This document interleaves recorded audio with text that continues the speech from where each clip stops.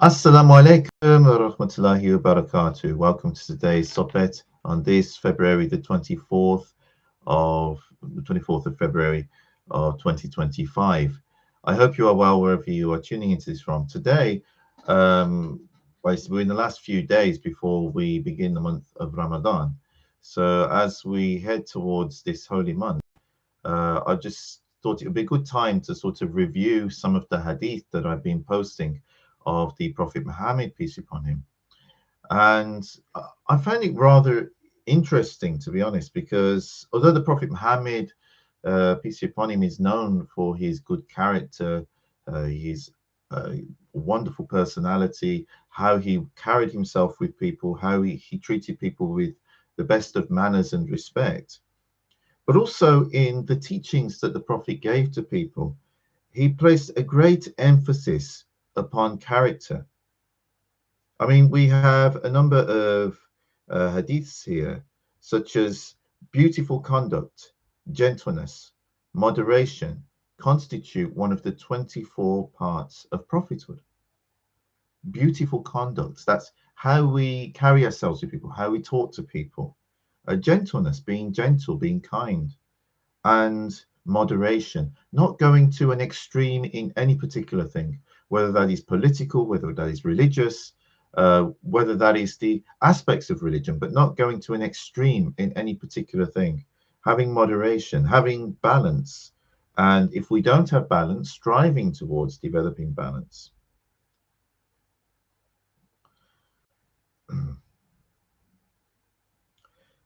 The most complete of the believers in faith are those with the best character and morals. This was transmitted by Abu Dawood and Tirmidhi. The best of you in Islam are the best of you in character if they have understanding of the religion. This is in Al-Adab al-Mufrad. And this is interesting as well. The best of you in Islam are the best of you in character. So the best Muslim is someone who is a Muslim but also has good character, has good manners, is kindness, treats people properly. And then the Prophet added something interesting in this particular hadith. If they have understanding, referring to understanding of the religion. Meaning if they don't have understanding of the religion, even though they say they are Muslims, they might not have good character, they might not have good morals. But the ones who are the best exemplars of Islam, the best kind of Muslims, are those who have the good character and good manners.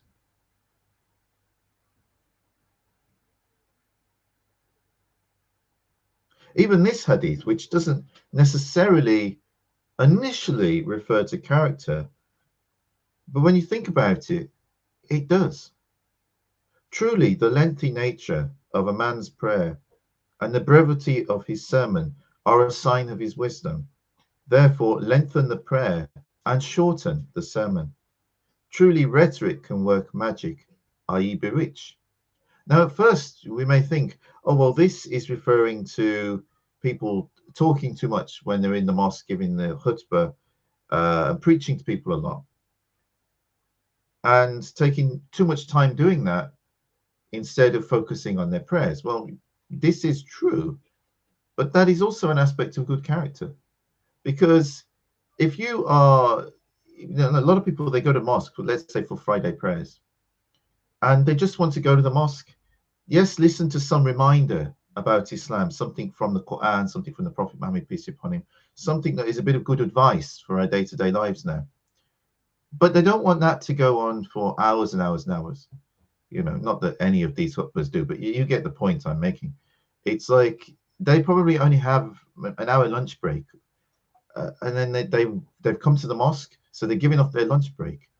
The last thing they need is an imam who's there who goes on for 3/4 of an hour, and then there's another speech in another language, and all he wants to do is read his prayer and go back to work.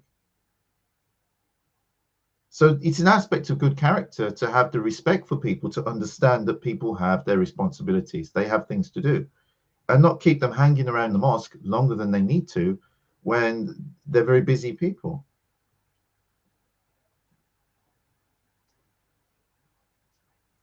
Another hadith on this: I was only sent to complete the noblest ethics. This was transmitted by Malik. Again, ethics, it comes into good character, how we treat people, treating people kindly. And then other aspects of character is like emotional. How do we manage our emotions? How do we behave in other aspects of our own character? And on this, the Prophet said, a man, a man asked the Prophet, he said, advise me. And the Prophet said, do not become angry. And the man repeated the question several times. And each time he received the answer, do not become angry. Again, when we become angry with people, this is something which creates tension, it creates problems, and it's not reflecting good character.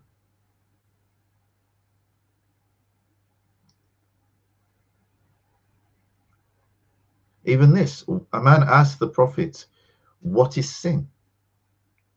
And he replied, when something causes uncertainty in your heart, leave it. Now, what would cause uncertainty in the heart?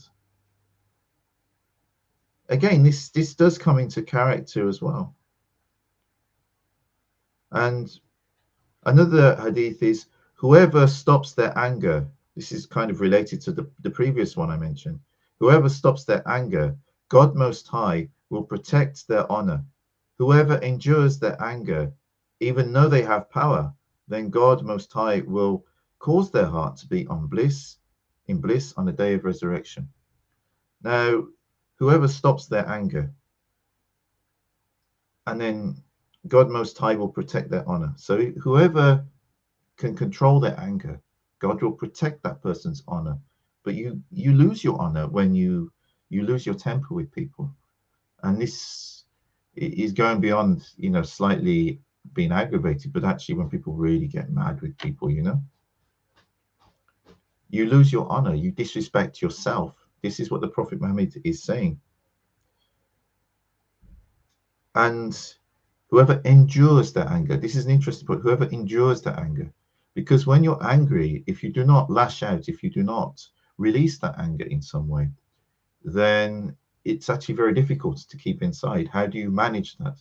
So you need to find strategies to actually manage that anger. And there are various ways of doing this, such as you can focus on your breathing.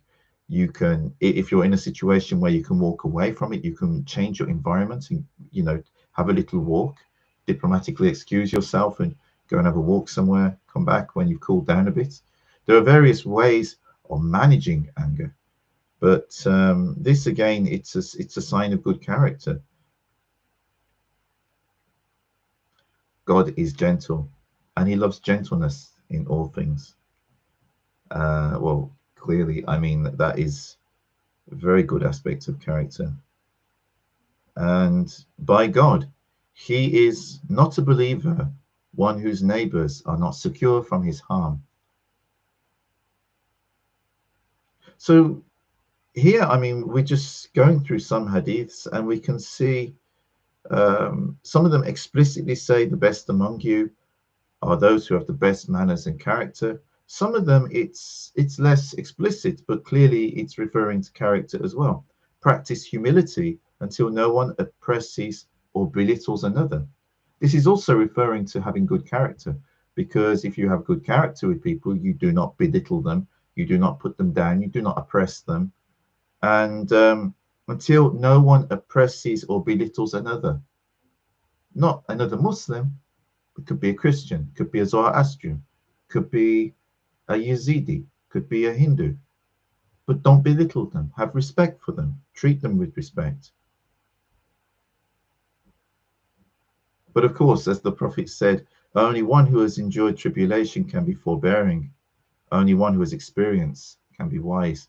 It takes time to develop these skills. It takes time to manage our emotions, to learn how to do that, to learn how to manage our anger, to develop social skills with people.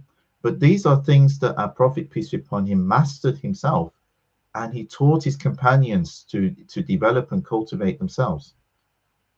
Now, you think about what kind of a world would we be living in if each of us took more responsibility in how we treat other people, how we interact with other people. You know, saying a more thoughtful word or a kinder word instead of something which is cruel or heartless. No matter how we feel, we can escalate a situation when we handle it wrongly, or we can improve a situation when we handle it in a better way. The Prophet encouraged us to handle things in the best possible way. De-escalate, don't escalate. As the Prophet, peace be upon him, he de-escalated the situation at the Treaty of Hudaybiyah, even though it wasn't actually in the best interest of the Muslims initially, you know, if you looked in the short term. But in the long term, it paid off. The Prophet handled things with wisdom, with diplomacy, with kindness, with thoughtfulness. And this is something to keep in mind when there are people around today who they claim to be speaking, representing what Islam teaches, representing what the Prophet did, what he said. But where is their kindness? Where is their good character? Where is their anger management? Where is their thoughtfulness?